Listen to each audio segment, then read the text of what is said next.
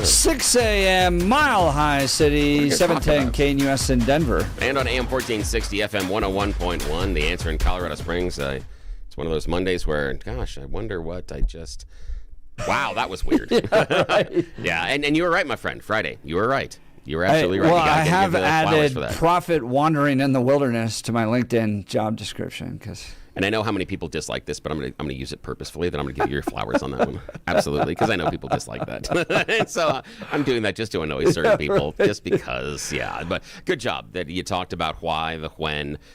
You weren't saying, hey, it's going to happen now, but you were saying here is the tactics that will be deployed. It'll happen on a Friday into a Saturday, and blah blah blah. And this is what's going to happen. This is how it'll be rolled out. And yeah, nailed it. Nicely done. Thank you.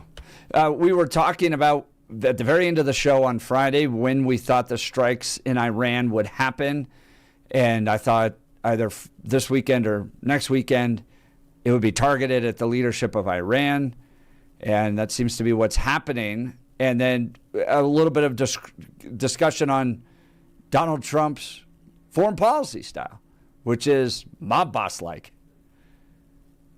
I've got a deal you can't refuse. Yeah, and is that a functional foreign policy? Is that? Do you run your foreign policy based off The Sopranos?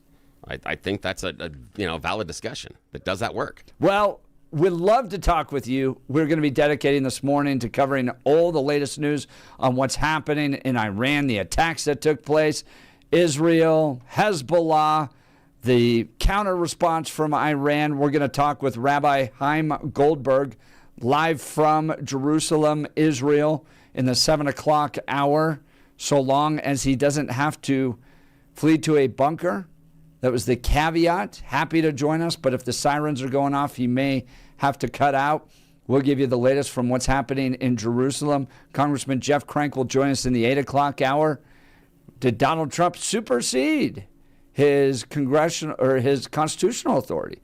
Does Congress need to step in? Democrats calling for it. Yeah, we'll get the latest from Jeff Crank. The other question is, obviously, has Congress abdicated that authority over the previous decades?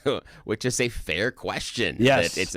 It's always the party that is out of power when anything that is a military action takes place that moans and complains about Congress having to do it. Strangely enough, when those people are then in power, they don't go to Congress. They don't follow the procedures and principles that they claim to want when they're out of power. Speaking of mob bosses. And you're wondering why we can't have nice things. This would be it. We want you to join the debate and the discussion. Did you think that the attack was a success? Are you cheering Donald Trump this morning? Do you believe that Donald Trump has a plan to deal with Iran? Have we just put ourselves into another Iraq quagmire? What did you think of the response of Colorado Democrats? We got it all, but most importantly, we got you. So join the conversation by giving us a call at 303-696-1971 or texting us on the Dan Caplis Law text line, 720-819-5115. Now it's time for the news.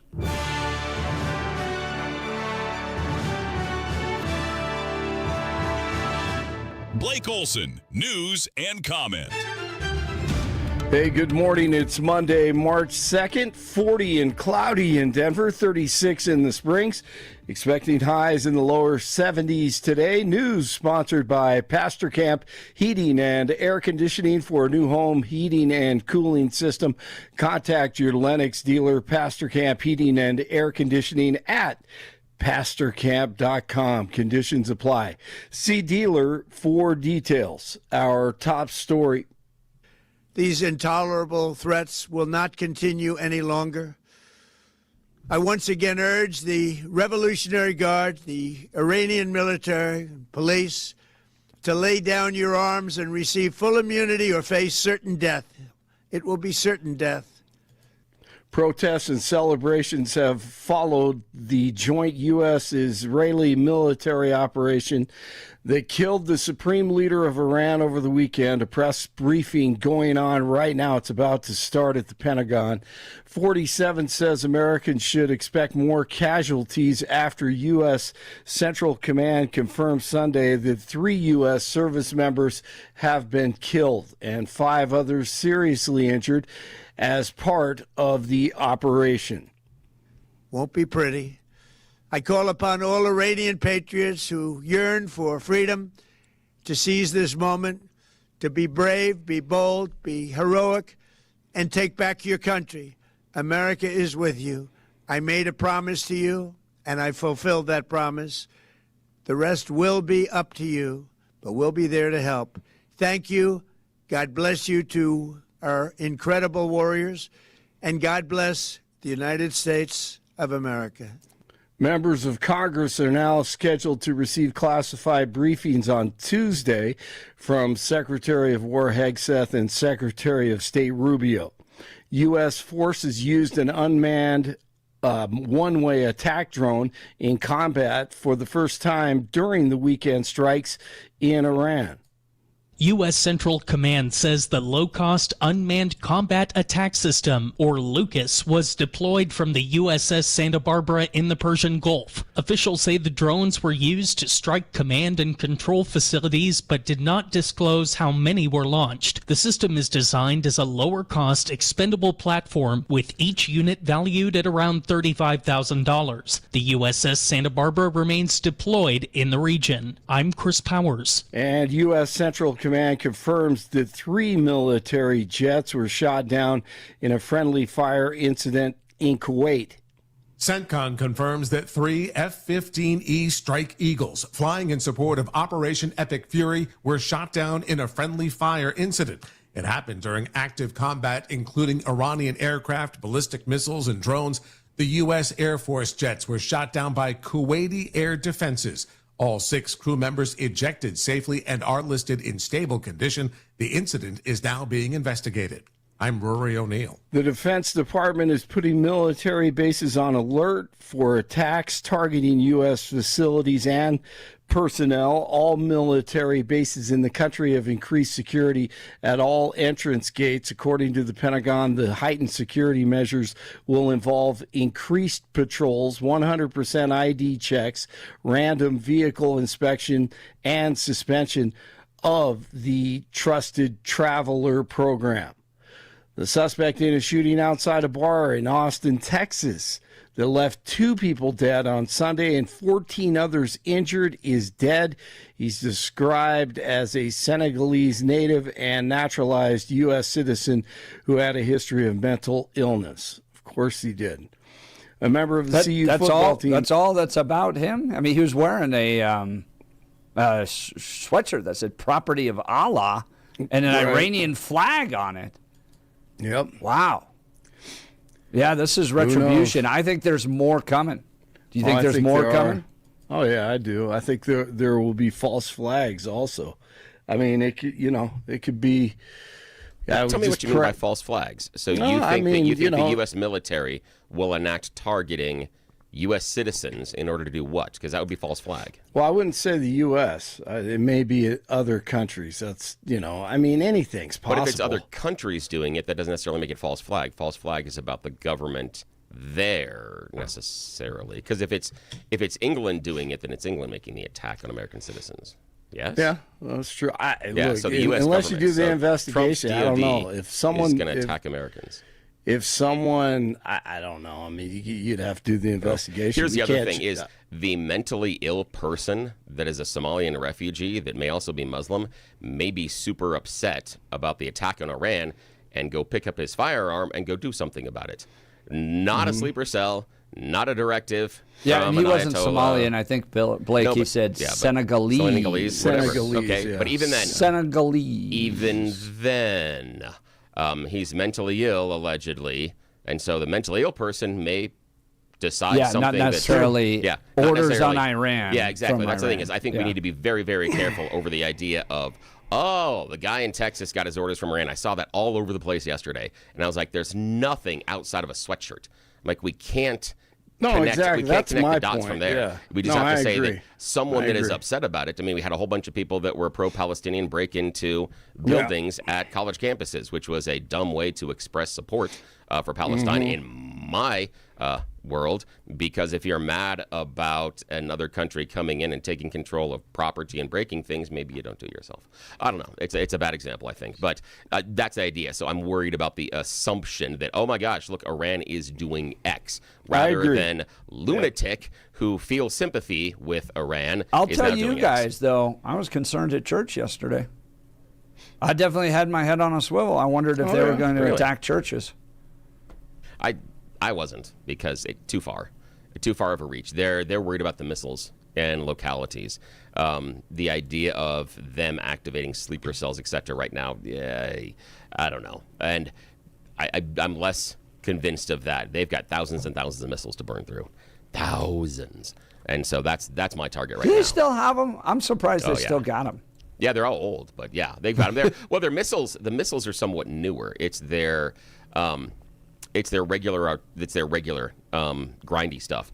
The things like, tanks, their armed troop carriers, especially their planes. Their planes are ridiculous. They're still flying some F4s, and that's what we used in Korea. And those things, because they can't get parts. That's the problem, is they can't buy the new planes, they can't get parts for them. So they've got to buy the old ones and hang on to those, because those are the ones on the secondary market they can get parts for. So the idea of being afraid of their, even their Navy per se, but any sort of ground troop is ridiculous. However, they did invest in missiles. Their missiles, I wouldn't say cutting edge, but much better, much closer to new technology than anything else in their arsenal from what I was reading this weekend. Yeah, Hey, that's guys, what I'd be worried about. Here's 30 seconds of Pete Hegseth live, just so you have it at the Pentagon. Cowardly terrorist tactics from a regime that for decades has trafficked in cowardly terrorist tactics, lies, death, and destruction to this day. So he and General Kane holding a press conference right now at the Pentagon. We'll keep you up to date on that, of course.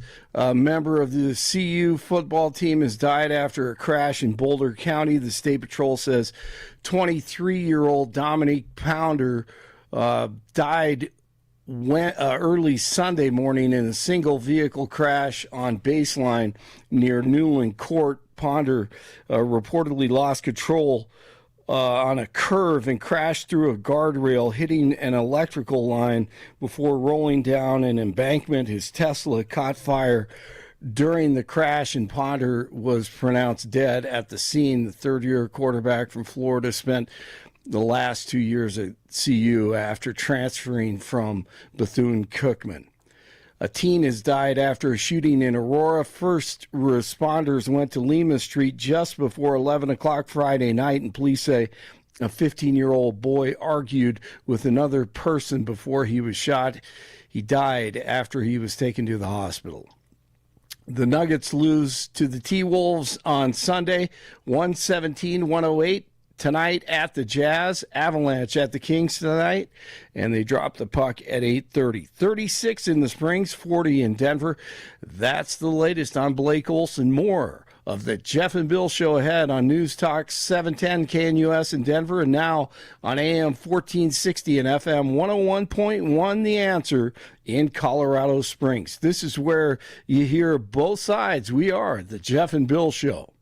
Your 710 KNUS forecast on this early Monday. Mostly cloudy this morning, temperatures in the upper 30s as you start the day. Partly sunny this afternoon, highs in the lower 60s. Some showers developing after midnight tonight, lows in the upper 30s. Chance for rain, maybe even a thunderstorm Tuesday, highs around 55. Weather brought to you by L&L Heating and Air Conditioning. For quick, trustworthy, and dependable service, call L&L Heating and Air Conditioning at 720-851-1691. Visit them online at bestdenverhvac.com. That's bestdenverhvac.com. You'll be comfortable with L&L. I'm day weather meteorologist Patrice Sutter in the 710 KNUS Weather Center.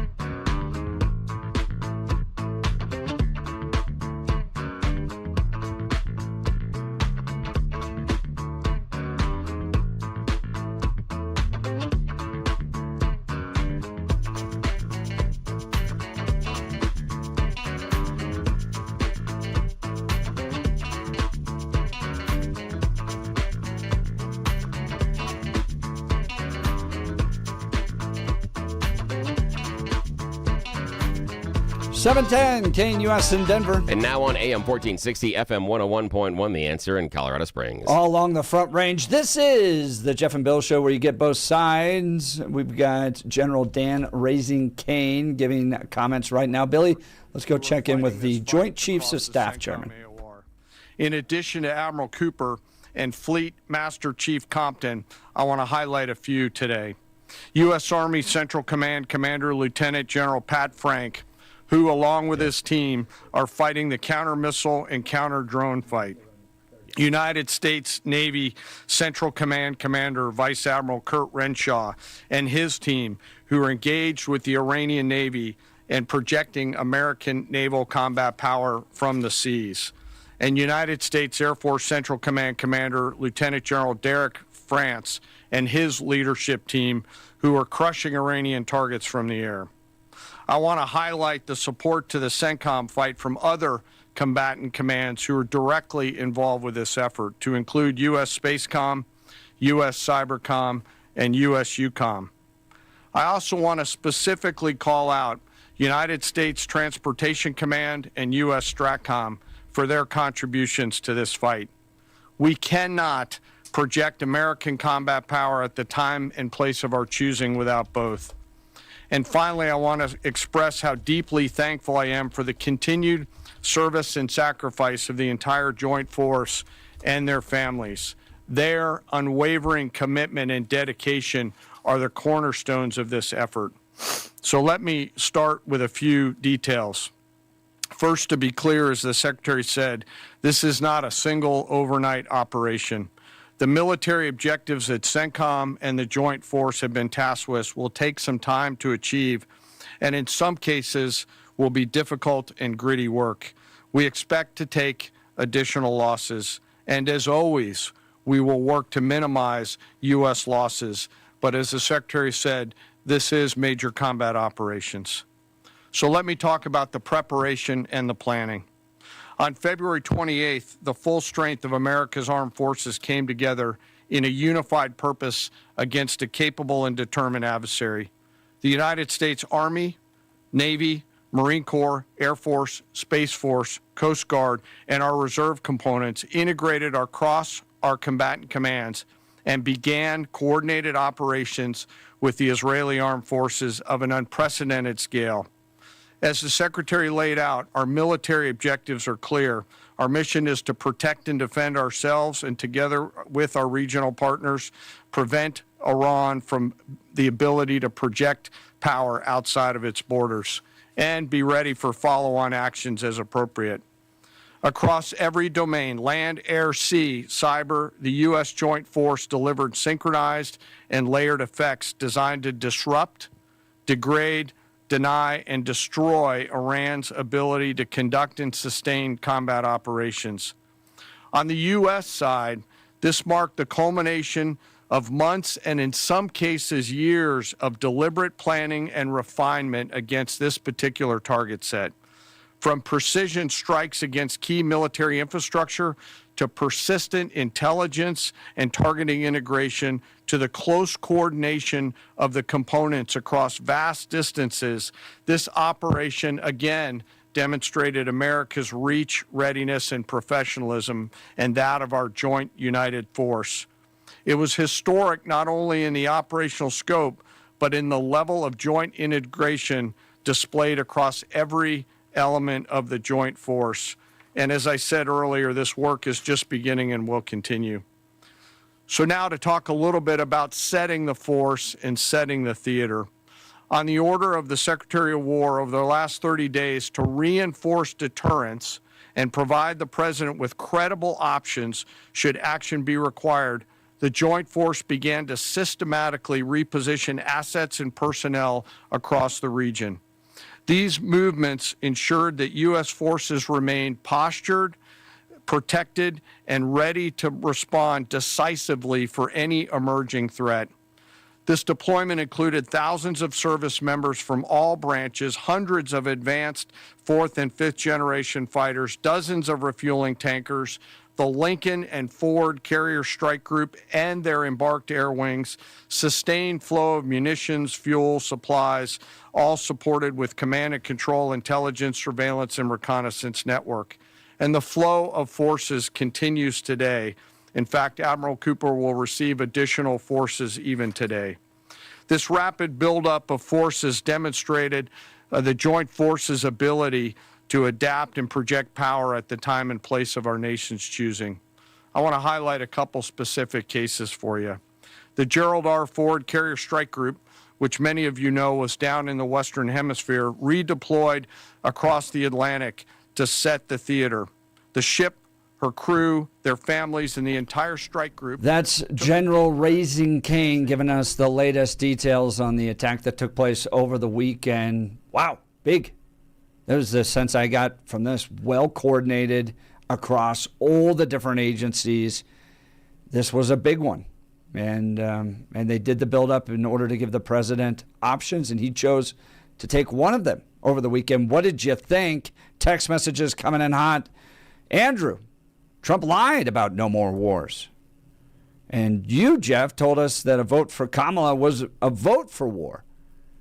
Trump hates his voters and definitely hates America.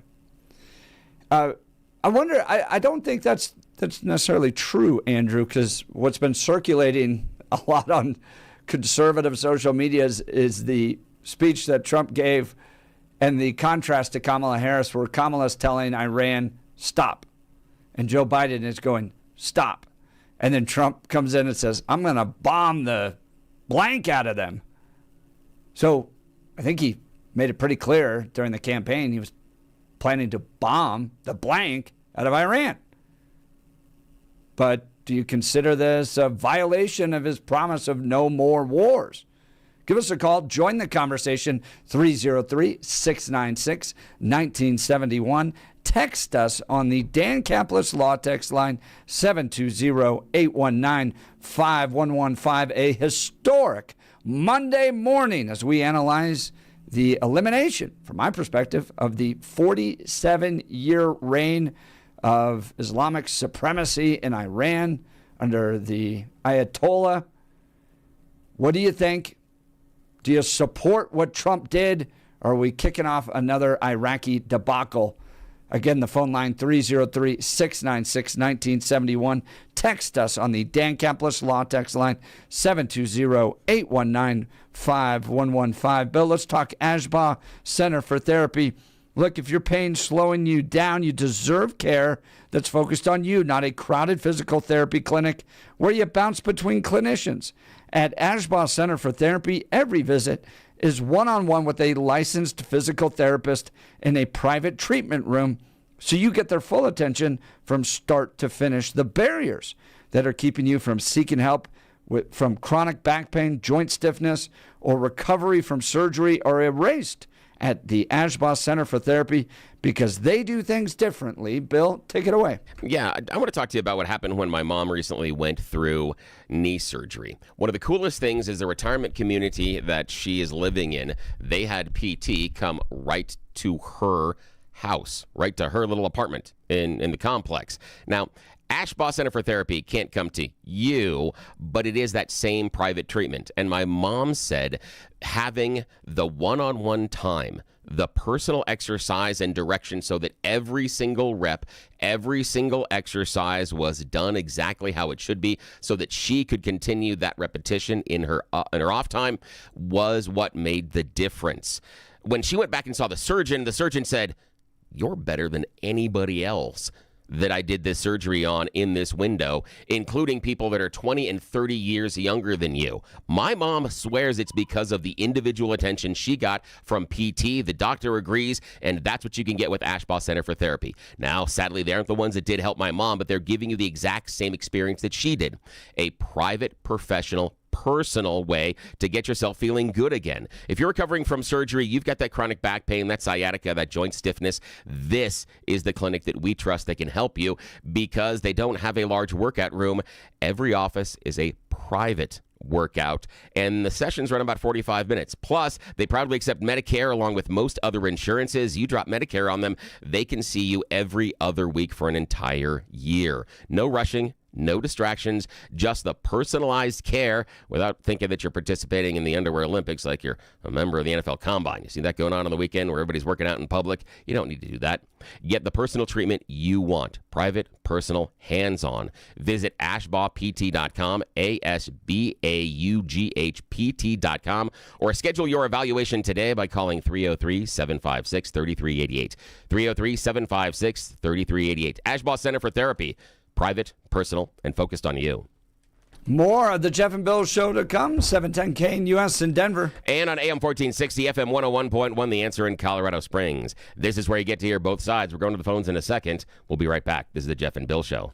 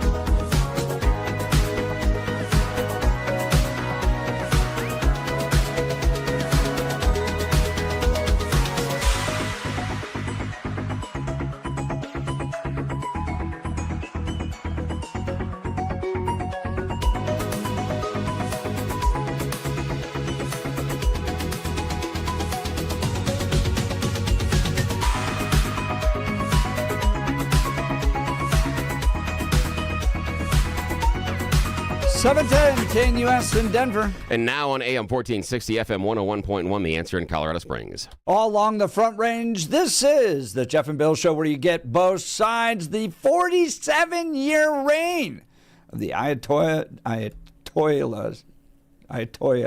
Oh my gosh. The Ayatollah. Ayatollahs, Yes. there you go. And that's only because of 70s and 80s DJs, the Ayatollah of rock and roll.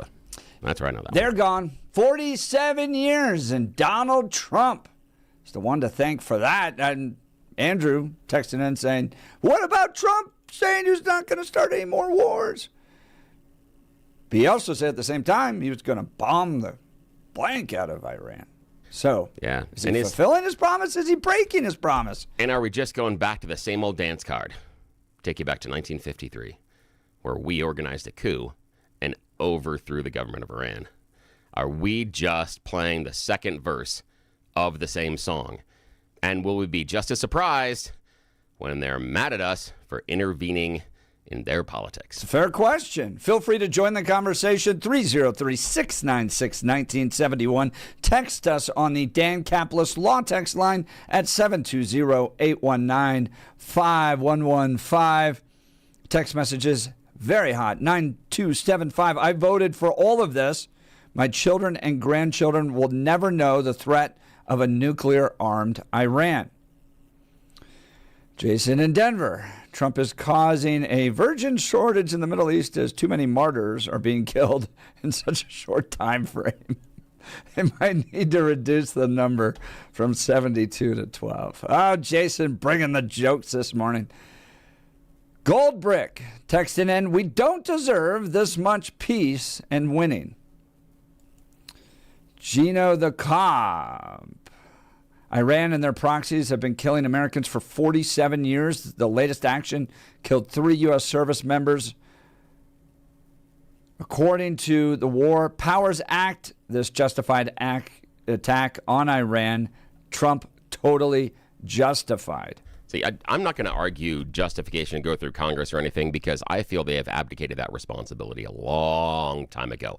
I feel that any of the Congress members that get angry and talk about War Powers Act, it is nothing more than them wanting clicks, and they're screaming at the clouds because they have had the ability to do something about it over and over and over again, and they don't, especially when Congress is controlled by the party that sits inside of the White House. And this is a pox on both the Democrats and the Republican houses. Y'all don't care when you're in charge, but you're super big mad when you're not in charge. Shut up and do something about it. This is ridiculous. All the people you hear crying and whining about not going through Congress to authorize it, we haven't done that for decades. If Congress wants that power back, take it. It's yours. It's outlined. Y'all have the ability. Stop sitting here and making these performative posts and all these public relations statements about it. Do it. Do it. Do it. All right, let's go to the phone lines. Tony in Littleton. Good morning, Tony. You're on with Jeff and Bill. Morning. Hey, good morning. So I just wanted to outline some of the facts I think that we're dealing with that we're not seeing a lot public yet.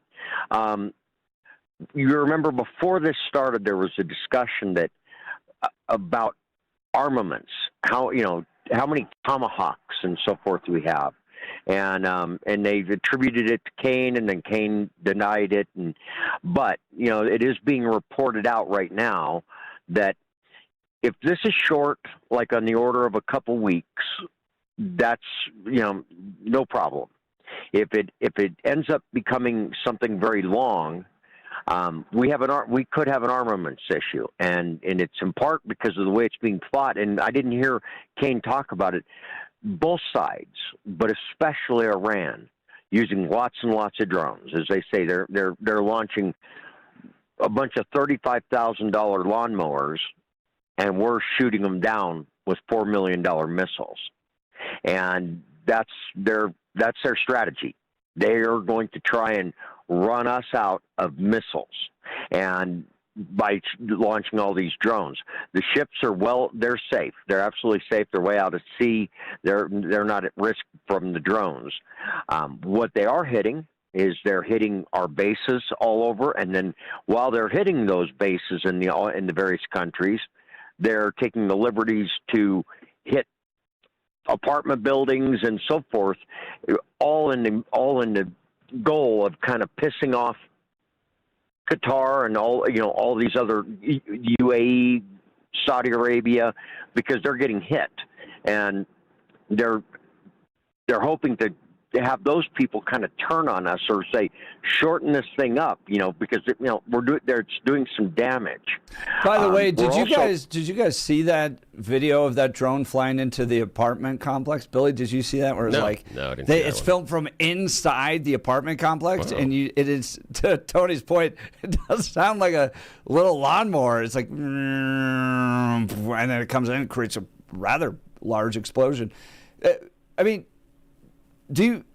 Tony, Trump's taken out the top 40 leaders of Iran. At this point, who do you think? Or Israel, but between the two. Yeah, yes. Between the two. Who do you think's running the show in Iran right now? Well, they were very ready for this. I mean, they have a three-person Come on, team Tony, by you design. can't say they were ready for this. They all met in a building and got blown up at once. Well, I mean, But I think the president's let me still say there. it this way: they have a plan. They have a plan in this case.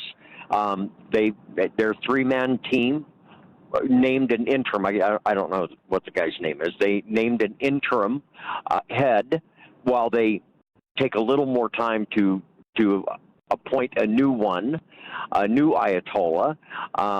But they have a plan. I mean, they have a structure for it, and they executed it on day one. And they replaced him. He's already been replaced. He's by a new guy. Yeah, but do you think I'm not saying, look, do you think that we may says that they have a plan? Like at this point, to me, it seems like a cornered animal just chucking up anything it can as a last resort. Well, we're also doing something that we haven't done before in this case. Remember, Trump has said he's given us three things. We want to stop the nuclear issue, we want to defend the protesters, and we want to change the government. And there is no example where we used air power only and changed the government. So that may be a stretch. You heard his comment. Hey, we're going to clear the way, and now you guys, you citizens, you Iranians, you take over your government. The problem is the Republican Guard has no qualms about shooting them down in the thousands, and they do that, and those people will go right back into their houses because they're not armed. They're not armed. There is no leader. There's no Tony with the Second Amendment advocation this morning. Pardon me? I said, Tony, you're bringing the Second Amendment advocation here. The people have no weapons. It is hard for them to fight back. It's just one of the facts. They're not armed, and so it's going to be very difficult for them to overtake their government. So that doesn't look like a very good option. We have another thing we've not done. We have no allies in this game with us. All of the Arab countries, they don't really want to be fighting Iran because they will be fighting on the side of Israel. So that puts them in a very difficult spot. And because there was no advance work with our allies, we don't have the UK or France or any other allies with us. This is all us. It's our game. As they say, you break Europe? To China. Do you think we need Europe? All the jokes in my social media over the weekend was that the Europeans fight between the hours of 8 and 5 and never on the weekends. So they'll be sure to get back to us on Monday. Well, I always like that. I always like the idea of having allies. I mean, it makes it look like something that's not just the U.S. And right now it's the U.S. and Israel. They're doing a great job. The military is doing a great job, but I don't think they can change the government. I think if Iran is prepared to draw this out. They're prepared to keep launching at all their neighboring countries and piss them off. And it's not really directly hitting their buildings intentionally. They're just hitting our bases and with a bunch of drones.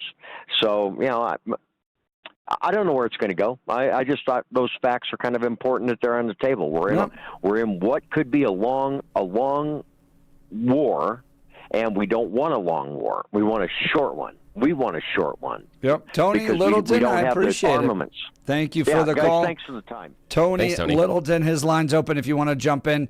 303-696-1971. Text us on the Dan Caplis Law Text line, 720-819-5115. Billy, someone shared the Norman Schwarzkopf line about France, that America needs France in a war like a hunter needs an accordion. On a hunt. All right. That's good. And shout out to our friend. I wish we had a text messenger 3674. If you can, throw us a nickname so we can refer to you. Yeah. Appreciate. Yeah, you're throwing down Vince Vance and the Valiants. I posted that Saturday morning without comment. Go and check it out. It's an old song that was dropped in 1980. Let's go to Barney in Denver. Good morning, Barney. You're on with Jeff and Bill.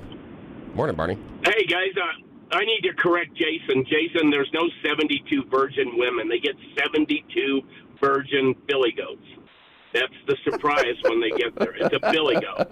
And by the way, I see a perfect Visa commercial. You're Joe Ayatollah. You're sitting there eating your Cocoa Puffs, and all of a sudden somebody drops a bomb on your head. That's priceless, buddy. That's all there is to it. But I would say before we get off on this track, because you listen to Fox and all you hear about is, oh, it's going to be Iraq, it's going to be Afghanistan. Let's be clear about Iraq and Afghanistan. You still have grown men that want to have sex with boys and sheep, and that's a fact. They are in the 7th century. The Persians of Iran are not. They are very smart people. And by the way, Tony, you stand corrected. Trump did not say he was going to replace the regime. He said, these guys are gone. He told the Iranian people, get your government in there now. Period. End of story. It's not going to be the same. These people have had it with this theocracy crap. So every time a new guy pops up and says, I'm the new Ayatollah, guess what? His head's coming off. I don't know. With an A-10, now, Barney, a 50 question, caliber. Though, when you say what? these guys have had enough of this theocracy crap, who are these guys? Who are you pointing to? The people. 10% of the people still want to whine and love the Ayatollahs. Maybe it's not even that high. If you look at Iran in 1970... How are you deriving those numbers? I'm just curious about it because I haven't seen any of that. Yeah. No, but I haven't seen anything. I'm just looking at, Barney, I'm just Okay. looking at, I haven't seen any polling, anything reflecting those kind of numbers. And the reason I'm asking is because I think that is important based on what it sits inside the politics and the ecosystem of Iraq in and of itself. I struggle to find an example in history where a leadership has been removed and the people that removed it, the government that they hope to happen, just pops up organically out of the soil. That's why I'm curious about your statement there. I don't think it's going to pop up. I just think that there was a gal on Fox, her name was Moose, she's Iranian, and she's admitted that there's 10% of these crazies out there that are going to, try to get the crazies right back in there. I'm just telling you, these people are different, and they have had it, Bill. They've had it with this crap. You look at the people on the streets, they're all young people. They've had it. They've grown up with this. They get videos of the mullahs with their kids off in wherever with all the money. They've all got all this money. Think about the money that country takes in. 3.5 million barrels of oil. By the way, I'm pretty sure Iran does not have any refineries. It's all just oil. 3.5 million barrels a day. That's 100 million barrels a day times, just do the math. 0.42 is what a barrel is. You can say gasoline, diesel, however you want to say it. They have taken every dime that country could have made and could have, taken care of the people. Their inflation is through the roof. It's like 147,000 of their currency to the dollar. They're ready, buddy, and they're hungry. Remember, though, Barney, remember that all of those reasons they can't sell their oil or make the money is based on external embargoes and rules. Exactly. And I know, but hang on, Barney, this is important because if they view that it is the external, and they've been taught it's the external rules and the external countries that are preventing this from happening, and then an external power yet again comes in and takes out their leadership, Why do we think that that external leadership is going to be viewed not only as victorious but also as virtuous? And the question I have about that is this: we can say here in America, about 50% of our country supported Donald Trump in the last election. About 50% did not. Now, if another country came in and removed Donald Trump, arrested him or whatever, and even took half of our Congress with us, there would be Americans that would be in the streets celebrating. There would be Americans that wouldn't be happy about it. However, I would have a difficulty thinking that America, using the royal we as a whole, would be super appreciative of an external country deciding who our leadership is, even if we hate the person in charge. And that's the sociological and psychological and political hurdle we have to overcome. That over history, even in an authoritarian dictatorship, when external pressure is applied, the population tends to support the internal dictator because it's us against them. That's the difficulty I think we have in this one. Assuming, again, like we did in Iraq, that we would be greeted as liberators with flowers and kisses and chocolates. I think that's a problem. But we weren't greeted as liberators, Billy, and look at the people in Iran. They're going back to their real flag, and they're using American flag. I'm telling you, we just have to sit back and watch now, don't we? And if you want to go hypothetical like that, don't think for 1 second, when you talk about an outside force coming into our country to run the government, look at the pukes that we have in Congress. Dan Crenshaw. You don't think Dan Crenshaw for 1 minute couldn't be just as awful as one of these dictators and wherever? You want to talk about hypothetical and off the wall? I mean, there's so many of them. They get this power in their head. Yeah, I appreciate that, Barney. And what I'm saying, though, is there's a difference between an internal political change and revolution versus an external one. And oftentimes when the political revolution starts with an external force, it doesn't always turn out like the externalities assume because of what happens internally, because they feel as a whole they're being attacked.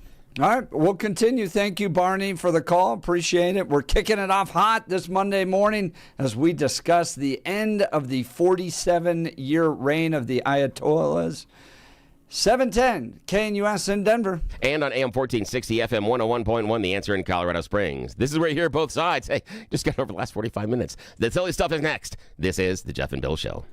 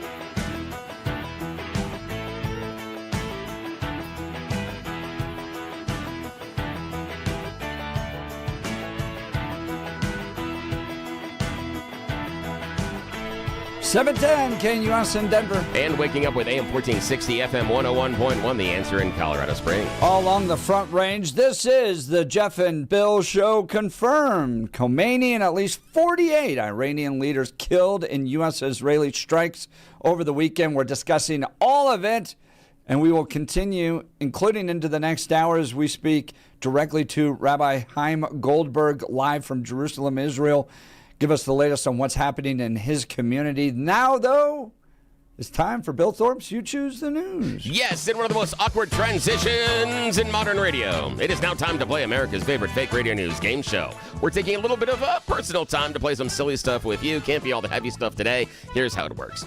I have spent just moments this morning scouring the interwebs for really dumb stories about us humans. I slap stupid headlines on top of them, and we play the silly game. Why? Because nobody in charge is awake at this hour. Yes, no one that can make any real decisions arises until 7 o'clock. So when we're left unsupervised, Jeff and I are going to have fun.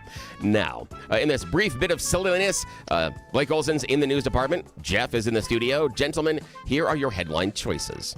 Headline number 1, controlled slippage. Headline number 2, some spicy allegations. Headline number 3, look, up in the sky. And headline number 4, just follow the leader.